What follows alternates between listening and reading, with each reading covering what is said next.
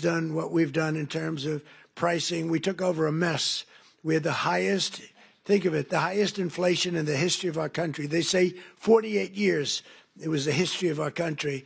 And now we have normal inflation. We're going to get it a little bit lower, frankly, but we have normal. We've normalized it. We have it down to a low level, but we're going to get it a little bit lower. We want perfection. You know, you always want 1%. I don't know if anybody knows.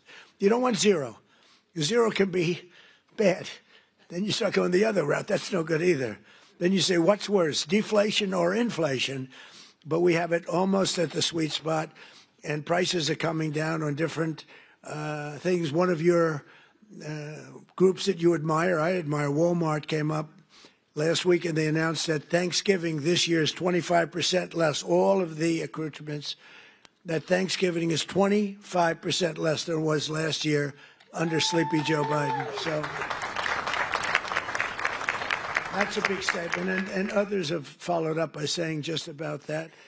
And to your leader, when we met, I said, how are you doing with prices? Prices are coming down. He said, we were up 40% because of Biden and inflation, and they're coming down, and they're coming down rapidly. So I hope that all continues to go, but we're really doing well as a country. Most importantly, however, I will tell you, big picture, we have over $17 trillion being invested in our country in 9 months.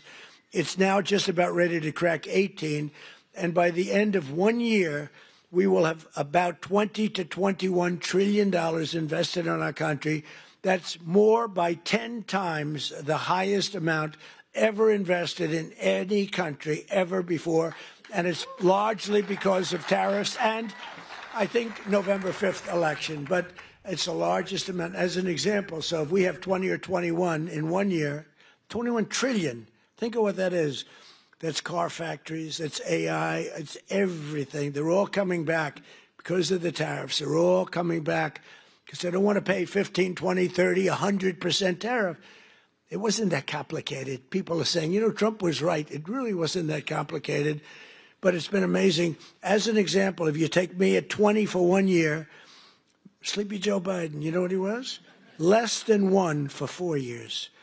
And if they got elected, they would have been at -10 because people were moving out of the country in record numbers, and welfare and other charges were increasing at levels that nobody has ever seen before. So you would have had double and maybe 50%, maybe literally more than they've ever seen. Welfare was going up. Everything was going up. Government jobs were going up. Real jobs were going down. So you would have had that catastrophe, and on top of it, instead of 20 trillion coming in, you would have had 10 trillion leaving our country. In other words, you would have had a catastrophe. You probably would have had a bankrupt country. You are so damn lucky that I won that election. I'm telling you. It's actually true. I hope the press covers that.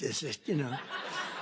Sometimes he got up and he ranted and raved and bragged. I don't brag. I just give you the facts. It's true.